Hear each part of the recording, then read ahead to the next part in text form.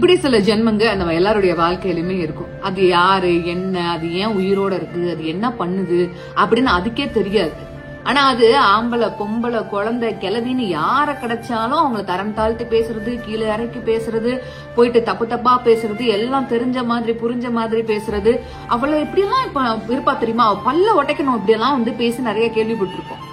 அப்படி நீ ஒரு வேலை பல்ல உடைக்கணும்னு நினைச்சா உன் முன்னாடி பல்ல காட்டி சிரிக்காம நான் செத்து போயிட மாட்டேங்கிறத மட்டும் எப்பயும் மனசுல வச்சுக்கோங்க. அதுக்கு பேர் அவங்க திமிர்னு சொன்னா கூட பரவாயில்ல. ஏன்னா நம்ம எல்லாரும் 1000 வெற்றிகளை பார்த்தவங்க கிடையாது. ஆனா கண்டிப்பா 1000 தோல்விகளை பார்த்தவங்க. அதனால ஒரு வெற்றி பெறும்போது நிச்சயமா நமக்கு ஒரு திமிர் வந்துச்சுன்னா அந்த திமிர் நல்லதுதான்.